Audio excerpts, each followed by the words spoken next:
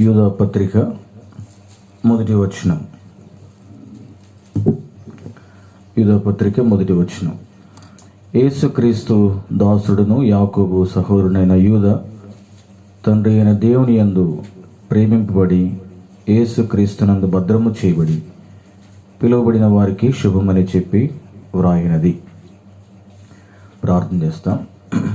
ప్రేమగల మా తండ్రి, యేసుక్రీస్తు వారి శ్రేష్ఠమైన నామమును బట్టి స్తోత్రాలు.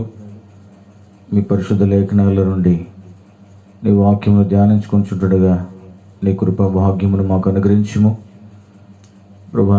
ఆన్లైన్ ద్వారా వీక్షించేటువంటి ప్రియులకు కూడా కావలసిన నీ కృపను అనుగ్రహించుము ప్రభా. నీ మరణ పునరుద్ధానములను జ్ఞాపకం చేసుకున్నాడని మీరు చెప్పారు. ఓ ప్రభా, లేఖనం ద్వారా మిమ్మల్ని మేము జ్ఞాపకం చేసుకునొచ్చు మా జీవితంలో పరీక్షించుకునే దాని కొరకై కృప చూపించవలసిందిగా ప్రార్థిస్తుంటున్నాం.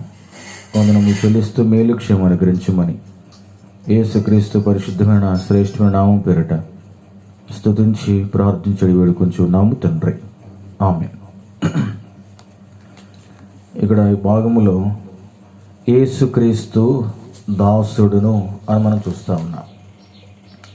ఇక్కడ మనమందరం కూడా ప్రభువుకు దాసులముగా చేయబడ్డాం. పాపం నుండి విమోచించబడి దేవుడు మనల్ని నీతికి దాసులుగా చేశాడు. కాబట్టి ఇప్పుడు మనమందరం కూడా ఆయన దాసులము అనేది ప్రభువు వేసినటువంటి ముద్ర. రోమీయులకు రాసిన పత్రిక 6వ అధ్యాయము 16వ వచనం. రోమా పత్రిక 6వ అధ్యాయము 16వ వచనం.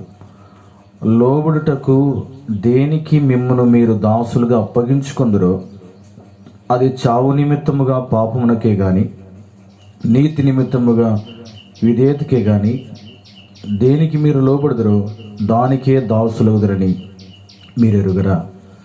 కాబట్టి దేనికి లోబడతామో దానికి దాసులం అవుతాం. కాబట్టి ప్రభువుకు లోబడ్డాం, ప్రభు సువార్తకు లోబడ్డాం. ఈనాడు ప్రభు యొక్క దాసులముగా మనం ఉన్నాం. అపోస్తల కార్యములు 5వ అధ్యాయంలో శిష్యులు కూడా, క్రీస్తు వెంబడించిన శిష్యులు అట్టి తీర్మానంతోనే వారు ఉన్నారు. అపోస్తల కార్యములు 5వ అధ్యాయము 29వ వచనం. అందుకు పేతురును అపోస్తలును, మనుషులకు కాదు దేవునికే మేము లోబడవలను కదా. కాబట్టి దాసుని యొక్క లక్షణం ఏమిటంటే ఆయనకు విధేయత చూపుట. దాసునికి ఉన్నటువంటి లక్షణము ఆయనకు లోబడుట. మొదటి పేతురు రాసిన పత్రిక 2వ అధ్యాయము 16వ వచనం. మొదటి పేతురు 2:16. స్వతంత్రులయ్యుండి దుష్టత్వమును కప్పిపెట్టుటకు మీ స్వాతంత్రం వినియోగపరచుక దేవునికి దాసులమని లోబడి ఉండుడి. మనము దేవుని దాసులము. దేవుని దాసులముగా మనకు ఉండవలసినటువంటి లక్షణం ఏమిటంటే ఆయనకు లోబడి ఉండుట. రోమపత్రిక 6:16లో మనం చూసినట్లుగా మనము దేనికి లోబడతామో దానికి దాసులం అవుతాం.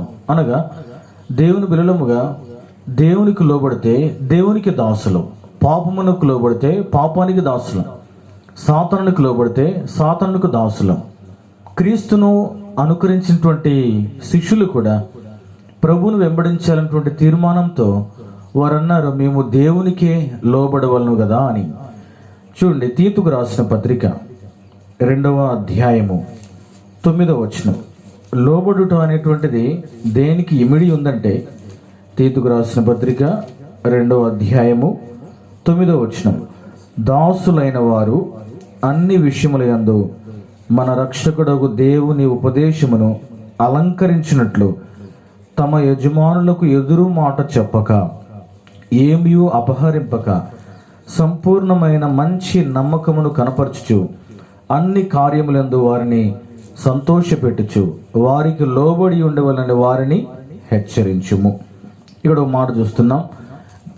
దేవుని దాసులు ఆయనకు లోబడుట అనేటువంటిది ఏమి చూపిస్తుందంటే ఎదురు మాట్లాడకుండా ఉండుట. కాబట్టి ఎదురు మాట్లాడేమోనంటే ఆయనకు విధేయత చూపించినట్లే. కాబట్టి దేవునికి మనం లోబడాలా, దేవుని దాసులముకు లోబడాలా. కాబట్టి మన నాయకులైనటువంటి వారికి లేదంటే మన పై వారికి అలా అలంకారము ఉంచుకోవాలి. అంతేకాకుండా దేవునికి లోబడుట అనేటువంటిది ఇంకొక మాట మనం కూడా జతపరచవచ్చు. ఏంటంటే గలతీయులకు రాసిన పత్రిక మొదటి అధ్యాయం, గలతీయులకు రాసిన పత్రిక మొదటి అధ్యాయము 10వ వచనం. ఇప్పుడు నేను మనుషుల దయను సంపాదించుకున్న చూచున్నానా, దేవుని దయను సంపాదించుకున్న చూచున్నానా? నేను మనుషులను సంతోషపెట్టగోరుచున్నానా? నేనెప్పటికీ మనుషులను సంతోషపెట్టువాడనైతే క్రీస్తు దాసుడను కాకయే పోదును. కాబట్టి ప్రభు యొక్క దాసుడు ఆయన సంతోష పెడతాడు, ఆయనకు విధేయత చూపించిన దాన్ని బట్టి ఆయనకు లోబడతాడు. కాబట్టి ప్రభు యొక్క దాసులు ఎదురు మాట్లాడరు, ప్రభు యొక్క దాసులు ప్రభునే సంతోష పెడతారు కానీ వేరే ఇతరులను సంతోష పెట్టారు. కాబట్టి ఈ మాటలన్నీ కూడా మనకు ఏం బయలుపరుస్తున్నాయనంటే మనము దేవుని దాసులము, ఆయనకు లోబడి ఉండాలా, ఎదురు తిరగటము లేదంటే ఇతరులను సంతోషపెట్టుట అనేటువంటిది ఏమాత్రమును ప్రభువును విధేయత చూపించినట్లుగా మనకు కనపడదు. చూడండి, కొన్ని సాధారణమైన విషయాలు కానీ గమనిస్తే లేఖనాల్లో దేవుడు చెప్పాడు సమూయేలు ద్వారా. మొదటి సమూయేలు గ్రంథము 15వ అధ్యాయము 22వ వచనం. మొదటి సమూయేలు గ్రంథం 15వ అధ్యాయము 22వ వచనం. మొదటి సమూయేలు గ్రంథం 15వ అధ్యాయం 22వ వచనం. అందుకు సమూయేలు తాను సెలవిచ్చిన ఆజ్ఞను ఒకడు గైకొనుట వలన యెహోవా సంతోషించినట్లు ఒకడు దహన బలులను అర్పించడం వలన ఆయన సంతోషించిన ఆలోచించుము. బలులు అర్పించుట కంటే ఆజ్ఞను గైకొనుటయు, పొట్టేళ్ల కొరకు అర్పించుట కంటే మాట వినుటయు శ్రేష్టము. కాబట్టి పరిశుద్ధాత్మ దేవుడు లేదా ప్రభు దేనికి ప్రాధాన్యత ఇచ్చాడు అని అంటే మాట వినుటకు ప్రాధాన్యత ఇచ్చాడు. కాబట్టి ఎన్ని అర్పించినా, ఎన్ని బహుమానాలు ఇచ్చినా, ఎన్ని ఈవులు ఇచ్చినా, ఎంత ఆరాధించినా, ఎంత ప్రార్థించినా విధేయత అనేటువంటిది చాలా ప్రాముఖ్యమైనది.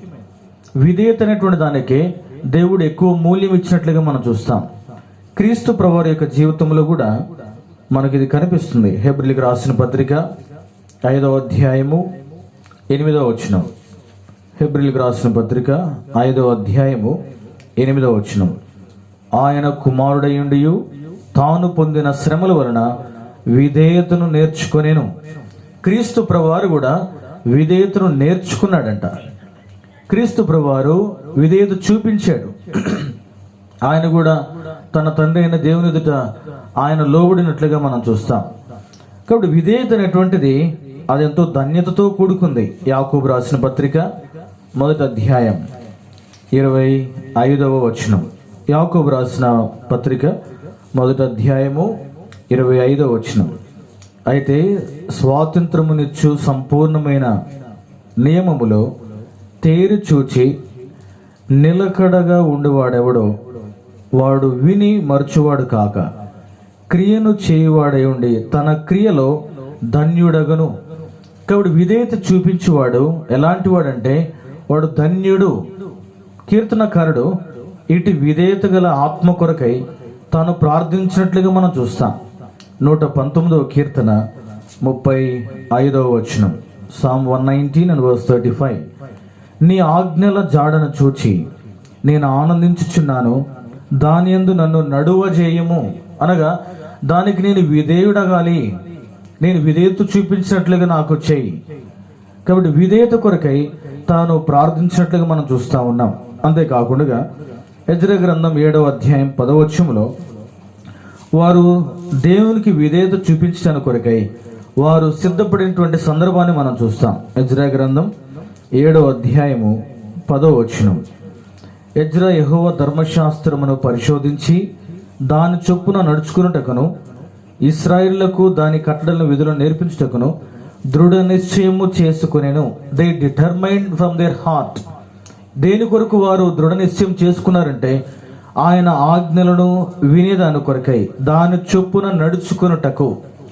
ఇక్కడ వాక్యం ఎంత చదివామని కాదు, ఎంతగా ప్రభు వాక్యాన్ని వింటున్నామని కాదు, కానీ దానిలో నడుచుకునే దాని కొరకైనటువంటి తీర్మానము, దృక్పథము కలిగి ఉండటం చాలా ప్రాముఖ్యం. ఇలాంటి వారి కొరకై ప్రభు ఆశీర్వాదాన్ని కూడా వాగ్దానం చేశాడు.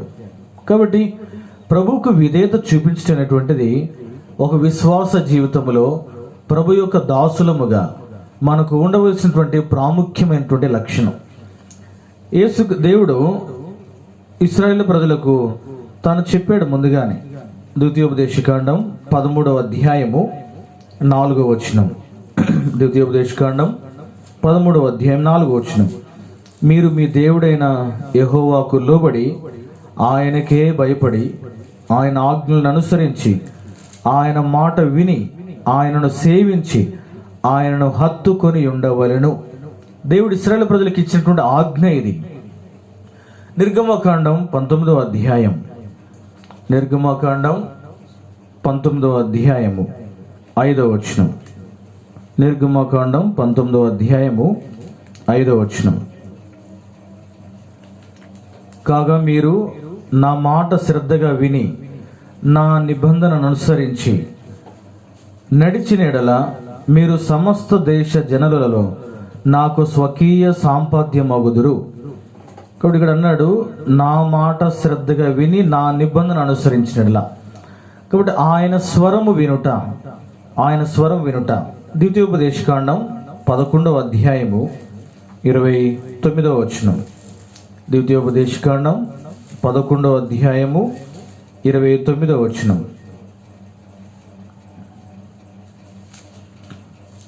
11వ అధ్యాయము లేదా 27వ వచనం. నేడు నేను మీకు ఆజ్ఞాపించు మీ దేవుడైన యెహోవా ఆజ్ఞలను మీరు వినిన ఎడల దీవెనయు, మీరు మీ దేవుడైన యెహోవా ఆజ్ఞలో వినక నేను ఆజ్ఞాపించు మార్గం విడిచి మీరు ఎరుగని ఇతర దేవతలను అనుసరించినట్ల శాపమును మీకు కలుగును. కాబట్టి దేవుని స్వరాన్ని వింటే మనకు ఆశీర్వాదము, దేవుని మాటకు అవిధేయత చూపిస్తే అది మనకు శాపము. పరిశుద్ధ గ్రంథం సెలవిస్తూ ఉంది. రోమిలకు రాసిన పత్రిక 13వ అధ్యాయము 1వ వచనం. రోమిలకు రాసిన పత్రిక 13వ అధ్యాయము 1వ వచనం. ప్రతివాడును పై అధికారులకు లోబడి ఉండవలను, ఏలైనగా దేవుని వలన కలిగినది తప్ప మరి ఏ అధికారమును లేదు. ఉన్న అధికారములు దేవుని వలననే నియమింపబడి ఉన్నవి. కాబట్టి ప్రభుత్వానికి కూడా అది ఇచ్చినటువంటి ఆజ్ఞకు, కాబట్టి లేదంటే దాని అధికారమునకు మనం లోబడవలసి ఉంది. మనం చూసాం ఆయన స్వరమునకు లోబడుట, రెండవది ఆయన ధర్మశాస్త్రమునకు లోబడుట, మూడవది మన పై అధికారులకు ప్రభుత్వానికి లోబడుట, నాలుగవది 2 కొరింథీయులకు రాసిన పత్రిక 10వ అధ్యాయము 5వ వచనం. కొరింథీయులకు రాసిన 2వ పత్రిక 10వ అధ్యాయము 5వ వచనం. మేము వితర్కములను దేవుని గుర్చిన జ్ఞానమును అడ్డగించు ప్రతి ఆటంకమును పడద్రోసి ప్రతి ఆలోచనను క్రీస్తుకు లోబడినట్లు చెరపట్టి. కాబట్టి వారు క్రీస్తుకు లోబడినట్లుగా వారు చెరపట్టబడ్డారు. They are captured. కాబట్టి చెరపట్టారు. ఇదంతా దొడ్డమైనటువంటి మాట. అంటే ఆయనకు విధేయత చూపించినట్లుగా మేము చెరపట్టబడ్డాము. అంతేకాదు, ఇంకెవరికి విధేయత చూపించాలా? వాక్యం ప్రకారం హెబ్రీయులకు రాసిన పత్రిక 13వ అధ్యాయము 17వ వచనం. హీబ్రూస్ 13:17. మీ పైని నాయకులుగా ఉన్నవారు లెక్క ఒప్పజెప్పవలసిన వారి వలె మీ ఆత్మలను కాయుచున్నారు. వారు దుఃఖముతో ఆ పని చేసిన ఎడల మీకు నిష్ప్రయోజనము కనుక దుఃఖముతో కాక ఆనందముతో చేయనట్లు వారి మాట విని వారికి లోబడి ఉండడి. ఇక్కడ మన పై అధికారులకు లోబడవలసినటువంటి బాధ్యత ఇక్కడ లేదంటే సంఘ పెద్దలైనటువంటి వారు, సంఘమును కాసేటువంటి నాయకులైనటువంటి వారికి లోబడవలసినటువంటి బాధ్యత అంతైనా ఉంది.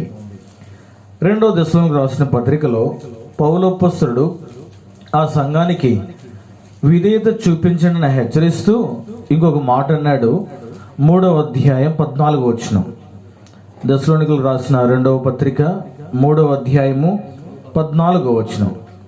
ఈ పత్రిక మూలముగా మేము చెప్పిన మాటకు ఎవడైనా లోబడని ఎడల అతనిని కనిపెట్టి అతడు సిగ్గుపడు నిమిత్తము అతనితో సాంగత్యము చేయకుడి.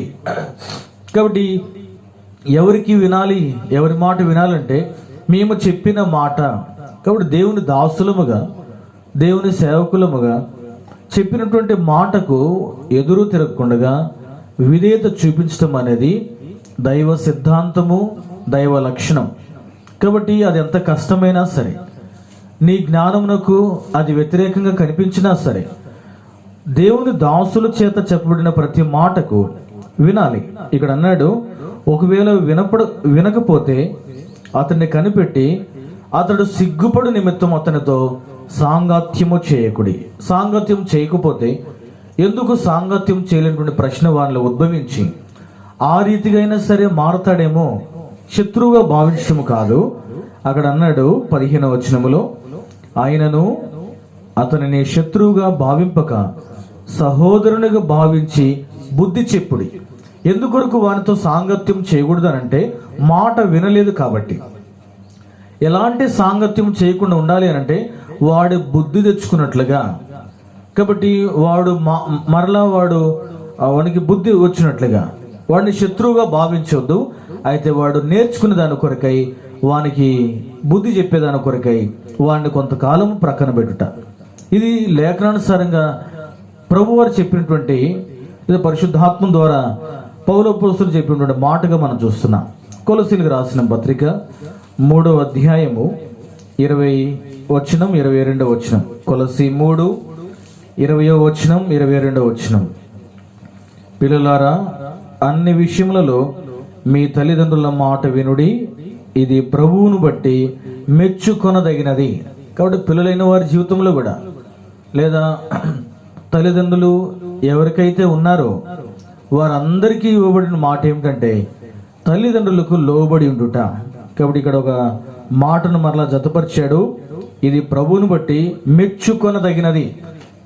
తల్లిదండ్రులకు విధేయత చూపించేవాడిని ప్రభు మెచ్చుకుంటాడని రాయబడింది. ఆ తర్వాత 22వ వచనంలో చూడండి, 22వ వచనం, దాసులారా మనుషులను సంతోషపెట్టు వారైనట్టు కంటికి కనపడవలని కాక ప్రభువునకు భయపడచ్చు శుద్ధాంతకరణము గలవారై శరీరమును బట్టి మీ యజమానులైన వారికి అన్ని విషయములలో విధేయులై ఉండడి. కాబట్టి శరీరమును బట్టి మీ యజమానులైనటువంటి వారికి. ఆఖరిగా గలతీయులకు రాసిన పత్రిక 3వ అధ్యాయము 1వ వచనం, ఓ అవివేకులైన గలతీయులారా, మిమ్మును ఎవడు భ్రమ పెట్టెను? సిలువ వేయబడిన వాడైనట్టుగా యేసుక్రీస్తు మీ కనుల ఎదుట ప్రదర్శింపబడిన కదా, ఇది మాత్రమే మీ వలన తెలుసుకొని కోరుచున్నాను. ఆ తర్వాత క్రిందకు వస్తే చూడండి, 5వ అధ్యాయము 7వ వచనం. 5వ అధ్యాయము 7వ వచనం, మీరు బాగుగా పరిగెత్తుచుంటే సత్యమునకు విధేయులు కాకుండా మిమ్మల్ని ఎవడు అడ్డగించెను? మిమ్మల్ని ఎవడు అడ్డగించెను? కాబట్టి ఇక్కడ అన్నాడు సత్యమునకు విధేయులు కాకుండా. అనగా అర్థం ఏమిటంటే సత్యమునకు విధేయత చూపించుట. కాబట్టి మొట్టమొదటిగా ఆయన స్వరానికి లోబడి ఉండుట, రెండవది ఆయన ధర్మశాస్త్రమునకు లోబడి ఉండుట, మూడవది పై అధికారులకు ప్రభుత్వానికి లోబడి ఉండుట, నాలుగవది క్రీస్తు మాటకు, ఆ తర్వాత పెద్దలైన వారికి, ఆ తర్వాత నాయకులైన వారు చెప్పినటువంటి మాటకు, యజమానులైన వారికి, తల్లిదండ్రులైనటువంటి వారికి సత్యమునకు లోబడి ఉండుటటువంటిది దైవ విధానములో ఆయా సందర్భాల్లో మనకు రాయబడిన మాటలుగా మనకు కనిపిస్తాయి. కాబట్టి మాట వినుట, లోబడి ఉండుట అనేటువంటిది ఒక విశ్వాస జీవితంలో ఉండవలసిన ప్రాముఖ్యమైన లక్షణం. కాబట్టి విధేయత చూపించుట అంతే, ఎలాంటి కష్టమైనా సరే. ఇక్కడ వాక్యం వినేటప్పుడు ఏ ఉద్దేశంతో చదవాలి అంటే నా ప్రభు నన్ను ఏ రీతిగా హెచ్చరించినా కూడా దానికి నేను లోబడటానికి సిద్ధము అన్న దృక్పథంతో చదవాలి. దేవుని వాక్యం వినేటప్పుడు ఎలాంటి తీర్మానంతో వినాలి అంటే ఈరోజు ప్రభు నాతో ఏమి మాట్లాడినా కూడా ఆ మాటకు నేను విధేయత చూపిస్తాను. ఒక ప్రభుత్వ ఉద్యోగముగా లేదంటే ఒక వ్యక్తి క్రింద మనము ఉద్యోగ రీతిగా పని చేసేటప్పుడు ఎలాంటి ఉద్దేశంతో పని చేయాలంటే మా అధికారులకు నేను లోబడి ఉండాలి అన్న ఉద్దేశంతో పని చేయాలి. ఈ లోకంలో మనం జీవిస్తూ ఉన్నాం. ప్రభుత్వము మనకు కొన్ని కట్టుదిట్టాలు విధించింది. అది ఎలాంటి పరిస్థితులైనా సరే నేను విధేయత చూపించాలి అన్న దృక్పథంతో మనం దానికి లోబడి ఉండాలి. కాబట్టి ఇవన్నీ కూడా లేఖనానుసారమైన సంగతులు. విధేయత అనేటువంటిది అది ఎంతో క్రయంతో కూడుకుంది. సో ఒబీడియన్స్ కాస్ట్, విధేయత అనేటువంటిది క్రయంతో కూడుకుంది. అంతేకాదు ఒక స్వరానికి లేదా ఒక వాక్యానికి మనం విధేయత చూపిస్తే దేవుడు ఇంకొక ప్రత్యక్షతలోనికి నడిపిస్తాడు. కాబట్టి సాధారణంగా వినేవానికి మనం పని చెప్తాం, వినేటువంటి వారితోనే సంగతులు పంచుకుంటాం, వినేవారితోనే సాంగత్యం చేయడానికి కొరకు ఇష్టపడతాం. మన మాట ఎదురు తిరిగే వారితో మనం వీటన్నిటి దూరంగానే ఉంటాం. అలానే ఆత్మీయ విధానంలో కూడా ప్రభువుకు విధేయత చూపిస్తే మరొక ప్రత్యక్షతలోనికి ప్రభు నడిపిస్తాడు. Obedience to the given revolution leads to further revolution. కాబట్టి ఇవ్వబడిన ప్రత్యక్షతకు లోబడితే మరొక ప్రత్యక్షకు ప్రభు నడిపిస్తాడు. ఎందుకు? ఆత్మీయంగా ఉన్న స్థానంలోనే మనం ఉన్నాము, ఎదగలేకపోతున్నామనంటే ఇప్పటికే ఇవ్వబడిన ప్రత్యక్షతకు మనం లోబడని కారణము చేత ప్రభు నూతనమైన ప్రత్యక్షతలోనికి మనల్ని నడిపించడానికి కొరకే ప్రభు సిద్ధముగా లేడు. పేతురు రాసిన మొదటి పత్రిక 1వ అధ్యాయం 2వ వచనం, 1 Peter 1:2 ఇక్కడ కలిసి ఉన్నాయి. యేసుక్రీస్తు అపోస్తులుడైన పేతురు తండ్రి అయిన దేవుని భవిష్యత్ జ్ఞానమును బట్టి ఆత్మ వలనే పరిశుద్ధత పొందిన వారై విధేయులగుటకును యేసుక్రీస్తు రక్తం వలన ప్రోక్షించబడుటకును ఏర్పరచబడిన వారికి, ఇక్కడ అన్నాడు విధేయులగుటకును ఏర్పరచబడిన వారికి అనగా ప్రభు మనల్ని ఏర్పరచుకున్న ఉద్దేశం ఏమిటంటే ఆయనకు విధేయులుగా ఉండేదాని కొరకై. నాకు ఎదురు తిరుగు అని చెప్పి ప్రభు నన్ను ఏర్పరచుకోవాలా, నా మాట వినాలి అని, నా ఆజ్ఞలు గైకొనాలని ప్రభు ఏర్పాటు చేసుకున్నాడు. ఒక్క అవిధేయత వలనే కదా పాపము ప్రారంభించబడి నేటికి ఏలుతా ఉంది. అటు ఏదైనా వనములో ఉండే ధన్యతను కోల్పోయారు, ప్రభు యొక్క ఆశీర్వాదాన్ని కోల్పోయారు, ప్రభు ఇచ్చేటువంటి వనరులను వాళ్ళు కోల్పోయారు. అవిధేయత వలన పాపం వలన శాపము అది నేటికి మానవ జీవితంలో అది ఉద్భవిస్తూ ఉంది లేదా ఏలుతా ఉందని చెప్పవచ్చు. ఆ తర్వాత రండి, పేతురు రాసిన మొదటి పత్రిక 1వ అధ్యాయము 14వ వచనం, లేదంటే తెలుగులో కలిసి ఉన్నాయి, ఆ మధ్యలో ఉంది చూడండి. కాగా మీరు విధేయులకు పిల్లలై మీ పూర్వపు అజ్ఞాన దశలో మీకుండిన ఆశలను అనుసరించి ప్రవర్తింపక మిమ్మును పిలిచిన వాడు పరిశుద్ధుడై ఉన్న ప్రకారం మీరును సమస్త ప్రవర్తన యందు పరిశుద్ధులై ఉండు. ఇక్కడ మధ్యలో ఒక మాట అన్నాడు, మనము ఎలాంటి పిల్లలం అంటే విధేయులకు పిల్లలం. యెషయా గ్రంథంలో అన్నాడు, ఒకప్పుడు మనం ఎలాంటి వారం అంటే తిరగబడిన పిల్లలము, దేవుని మరచిన పిల్లలము, భ్రష్టమైన పిల్లలము. అలాంటి మనల్ని ఆయనకు విధేయులకు పిల్లలుగా ప్రభు మనల్ని చేశాడు. కాబట్టి విధేయత కొరకే ప్రభు ఏర్పాటు చేసుకున్నాడు. ఈ విధేయుల దాని కొరకై ప్రభు మనల్ని అక్కడ తన పిల్లలుగా మనల్ని చేసుకున్నాడు. ఇక్కడ అన్నాడు, మీ పూర్వపు అజ్ఞాన దశలో మీకుండిన ఆశలను అనుసరించి ప్రవర్తింపక. అంటే ఒకప్పుడు మనకున్నటువంటి ప్రవర్తన ఎలాంటిదనంటే ఆయనకు అవిధేయత చూపించేటువంటి ప్రవర్తన. ఒకప్పుడు మనకున్నటువంటి లక్ష్యం ఏంటంటే పూర్వపు అజ్ఞాన దశ, జ్ఞానముతో మనం లేము. ఆ కారణం చేత ప్రభుకు తరచుగా అవిధేయులమైతే వచ్చాం. కాబట్టి చూడండి, ఈ విధేయత అనేటువంటిది ఇంకా కొన్ని ముందు కొంత కొనసాగిస్తే యోహాను సువార్త 10వ అధ్యాయము 27వ వచనం, gospel according to John chapter 10 and verse 27, 10:27. నా గొర్రెలు నా స్వరము వినును. విధేయత అనేటువంటిది ఏం చూపిస్తా ఉందంటే ప్రభుకు మనము ఆయన గొర్రెలము అని చూపిస్తా ఉంది. 10వ అధ్యాయం 27వ వచనంలో మరలా చూస్తున్నాం, నా గొర్రెలు నా స్వరము వినును. అర్థం ఏమిటంటే in obeying God it proves that we are Christ's sheep. ప్రభువుకు మన విధేయత చూపించడం ద్వారా ఏమి రుజువుపరచబడుతుందంటే మనము ఆయన గొర్రెలము. ఇక్కడ అన్నాడు, నా గొర్రెలు నా స్వరము వినును. నా గొర్రెలు కాబట్టి నా స్వరం వింటాయి. నా మాట ఎందుకు వినట్లేదంటే అవి నా గొర్రెలు కావు. కాబట్టి విధేయత అనేది ఏం చూపిస్తా ఉందంటే మనము ఆయన గొర్రెలము అనేది రుజువుపరచబడతా ఉంది. రెండవది, విధేయత అనేటువంటిది హెబ్రీయులకు రాసిన పత్రిక 11వ అధ్యాయము, హెబ్రీయులకు రాసిన పత్రిక 11వ అధ్యాయం 8వ వచనం. హెబ్రీ 11:8. అబ్రహాము పిలువబడినప్పుడు విశ్వాసమును బట్టి ఆ పిలుపునకు లోబడి తాను స్వాస్థ్యముగా పొందనై ఉన్న ప్రదేశమునకు బయలు వెళ్ళవలను, మరియు ఎక్కడికి వెళ్ళవలనో అది ఎరుగక బయలు వెళ్ళెను. మీనింగ్ ఆఫ్ ఫెయిత్, విశ్వాసం అనేది it's a proof of Christ sheep. క్రీస్తు యొక్క గొర్రెలము అని రుజువుపరచబడతా ఉంది. రెండవది, విశ్వాసం అనేది లేదంటే విధేయత అనేది విశ్వాసమునకు ఉన్నటువంటి అర్థము. కాబట్టి విశ్వాసం ద్వారా దేవునికి లోబడ్డాడు. ఎవరి జీవితంలో అయితే విశ్వాసం ఉందో ఆ విశ్వాసం అనేది ఎలా ఉద్భవించబడుతుందంటే విధేయత ద్వారా. విశ్వాస జీవితంలో విధేయత ఉంటే విశ్వాసానికి ఉన్న అర్థము బయలుపరుస్తా ఉంది. మూడవది, పేతురు రాసిన మొదటి పత్రిక 3వ అధ్యాయము 6వ వచనం. 1 Peter 3:6. ఆ ప్రకారము శారా అబ్రహామును యజమానుడని పిలుచు అతనికి లోబడి ఉండెను.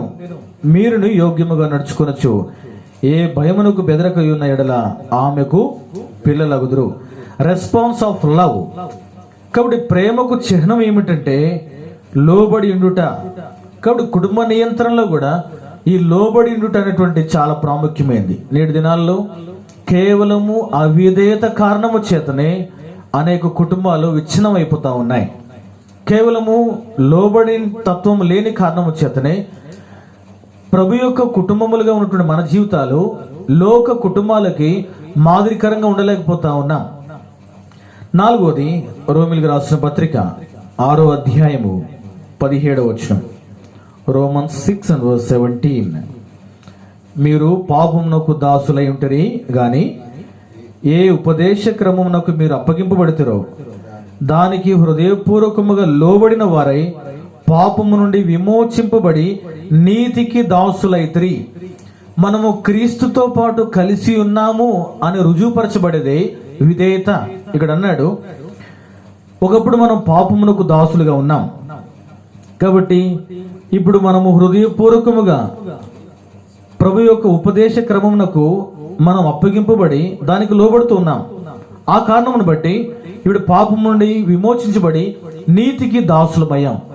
కాబట్టి నేను నీతికి దాసులుగా అవుట చేత లేదంటే ఆ విధేయత క్రమముకు నేను లోబడి నుండి ద్వారా అది ఏం రుజువుపరచబడుతుందంటే క్రీస్తుతో పాటు నేను ఉన్నాను. Union with Christ. కాబట్టి ప్రభుతో పాటు ఉన్నాము అనేది ఎలా రుజువుపరచబడుతుందనంటే నా విధేయత ద్వారానే. ఆ తర్వాత ఇందాక మనం చదువుకున్న భాగంలోనే 1 Peter 1:22లో అక్కడ విధేయతను దేంతో పోల్చాడు లేదా దేనికి క్రమంగా పెట్టాడు అని అంటే చూడండి, 1 Peter 1వ అధ్యాయం 22వ వచనం.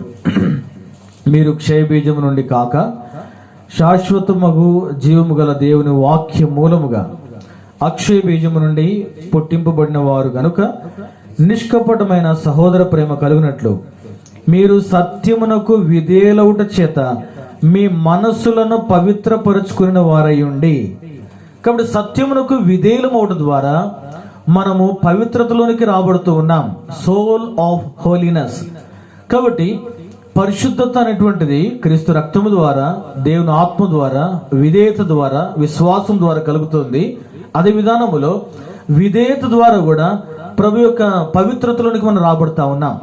చూడండి, ఒక వ్యక్తి పరిశుద్ధంగా ఉండాలి అని అంటే దానిలో ఒక సులభమైన మార్గం ఏంటంటే విధేయతనే.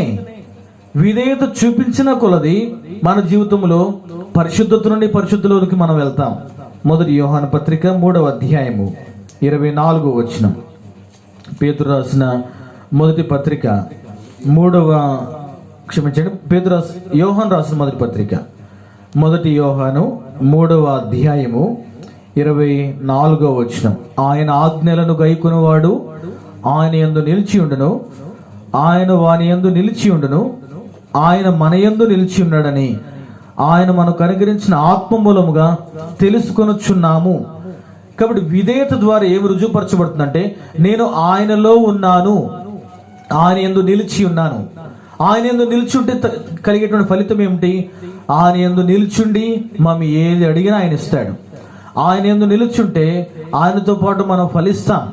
కాబట్టి ఆయనతో నిలుచుంటే ఆయన వారముగా గుర్తించబడతాం. ఆయనతో నిలుచుంటే ఎన్నడూ కూడా మనము ఎండిపోము. కాబట్టి విధేయతలో ఉన్నటువంటి రుజువు ఏం కనబడుతుందంటే, విధేయత చూపించడం ద్వారా ఆయనలో నేను నిలిచి ఉన్నాను. అపోస్తుల కార్యములు 5:22. ఆఖరిగా అపోస్తుల కార్యములు 5వ అధ్యాయము 32వ వచనం. Acts of the apostles 5:32. మేమును దేవుడు తనకు విధేయులైన వారికి అనుగ్రహించిన పరిశుద్ధాత్మయు ఈ సంగతులకు సాక్షులమై ఉన్నామని చెప్పిరి.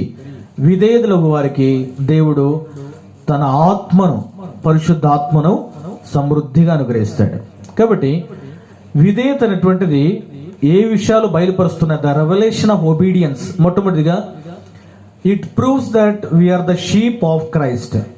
క్రీస్తు యొక్క గొర్రెలము అని రుజుపరచబడతా ఉంది. రెండవది మీనింగ్ ఆఫ్ ఫెయిత్. విధేయత చూపించడం ద్వారా విశ్వాసం యొక్క అర్థములోనికి మనం తీసుకుని రాబడ్డాం. మూడవది విధేయత చూపించడం ద్వారా రెస్పాన్స్ ఆఫ్ లవ్, ప్రేమకు స్పందనగా కనబడతా ఉంది. శారా జీవితం మనం చూస్తూ ఉన్నాం. నాలుగవది evidence of union with Christ. క్రీస్తుతో పాటు మనం ఉన్నాము అనేది రుజుపరచబడతా ఉంది. ఆ తర్వాత ఐదవది సోల్ ఆఫ్ హోలీనెస్, పరిశుద్ధతను చూపిస్తా ఉంది. విధేయత చూపించడం ద్వారా పవిత్రులం అవుతా ఉన్నాం. రక్తం ద్వారా ఏ రీతిగా పవిత్రులమయ్యామో, వాక్యం చదువుతా ఉంటే ఎలా పవిత్రపరచబడుతున్నామో, అలానే ఎంతగా విధేయత చూపిస్తామో అంతగా పరిశుద్ధతలోనికి తీసుకొని రాబడతాం. ఆ తర్వాత ఆరోది mark of abiding in Christ. క్రీస్తులో నిలిచి ఉన్నాము అనేది అదొక చిహ్నము లేదా గుర్తుగా కనబడుతుంది. క్రీస్తులో నిలిచుంటే సమస్తము ఆయన ద్వారా మనం పొందుకోగలం. ఆ తర్వాత ఆఖరిగా అపోస్తలుల కార్యం 5:32 వచనంలో the bringer of the Holy Spirit, పరిశుద్ధాత్మను మనం పొందుకుంటాం. దేవుని గ్రంథములో యెహోషువ గ్రంథం 5వ అధ్యాయం 6వ వచనంలో మనం చూస్తాము, అవిధేయత కారణము చేత 40 సంవత్సరాల దేవుడు అరణ్యంలో నడిపించి ఎవరైతే ఆయన మాట వినకుండా ఉన్నారో వారందరిని కూడా అరణ్యములను ప్రభు రాల్చివేశాడు. యెహోషువ గ్రంథం 5వ అధ్యాయం 6వ వచనం. యెహోవా మనకు ఏ దేశమునిచ్చిదనని వారి పితరులతో ప్రమాణం చేసినో పాలు తేనెలు ప్రవహించు ఆ దేశమును తాను వారికి చూపింపనని యెహోవా ప్రమాణం చేసి ఉండెను గనుక ఐగుప్తు నుండి వచ్చిన ఆ యోధులందరూ యెహోవా మాట వినకపోయినందున వారు నశించే వరకు ఇశ్రాయేలు 40 సంవత్సరాల అరణ్యంలో సంచరించుచూ వచ్చిరి. వారు మాట వినని కారణము చేత వాగ్దత్తు దేశంలో ప్రవేశించలేకపోయారు. కాబట్టి విధేయత వలన ఎన్నో ఆశీర్వాదాలు ఉన్నాయి. అవిధేయత వలన చూడండి, అవిధేయత వలన మొట్టమొదటిగా వారు వాగ్దానం చేయబడిన దేశంలోనికి వారు ప్రవేశించలేకపోయారు. అవిధేయత వలన జరిగిన రెండవ నష్టం చూడండి, న్యాయాధిపతుల గ్రంథం 2వ అధ్యాయం 2వ వచనం. న్యాయాధిపతులు 2:2. మీరు ఈ దేశ నివాసులతో నిబంధన చేసుకొనకూడదు, వారి బలిపీఠములు రెగొట్టవలన ఆజ్ఞించితిని కానీ మీరు నా మాట వినలేదు. ఆ తర్వాత క్రింద భాగంలో చూస్తే దేవుడు వారికి శత్రువాయను అని చూస్తున్నాం. ఇంకా క్రింద భాగంలో కానీ మనం చదివితే వారి పోరాట జీవితంలో ప్రతి చోట కూడా డిఫీట్, ఓటమి కలిగింది. So the cause of the defeat is disobedience. ఓటమికి గల కారణము అవిధేయత. 6వ అధ్యాయము 10వ వచనం. 6వ అధ్యాయము 10వ వచనం. మీరు అమోరీయుల దేశమున నివసించుచున్నారు, వారి దేవతలకు భయపడకుడి అని మీతో చెప్పితిని గాని మీరు నా మాట వినకపోత్రి. కాబట్టి నష్టానికి కారణము అవిధేయత. చనిపోయేదానికంటే ముందుగానే చనిపోవటం, ప్రీమెచ్యూర్ డెత్ కారణం ఏమిటంటే అవిధేయత. ఓటమికి కారణము అవిధేయత, నష్టానికి కారణము అవిధేయత. మొదటి సమూయేలు గ్రంథము 15వ అధ్యాయము 20 నుండి 23 వచనాల్లో అక్కడ సౌలు జీవితంలో మనం చూస్తాం. సౌలు తాను రాజరికములో నుండి తొలగించబడ్డాడు, లేదా రాజ్యము అతని నుండి తీసివేయబడింది. కారణం ఏమిటంటే కేవలము అవిధేయత కారణము చేత. అమాలేకులను సంహరించమన్నాడు, సంపూర్ణముగా నిర్మూలించకుండా కొంత దాచిపెట్టాడు. ఆ కారణము చేత రాజ్యం అతని నుండి త్రోసివేయబడింది. అంతేకాదు ఇశ్రాయేల్ ప్రజలు 2వ రాజుల గ్రంథం 18, 11, 12 వచనాల్లో దేవుడు అష్షూరుల చేతికి వారిని అప్పగించాడు. ఎందుకు అప్పగించాడంటే కేవలము అవిధేయత కారణము చేత. 2వ రాజుల గ్రంథం 11వ అధ్యాయం, క్షమించండి 18వ అధ్యాయం, 2 Kings chapter 18.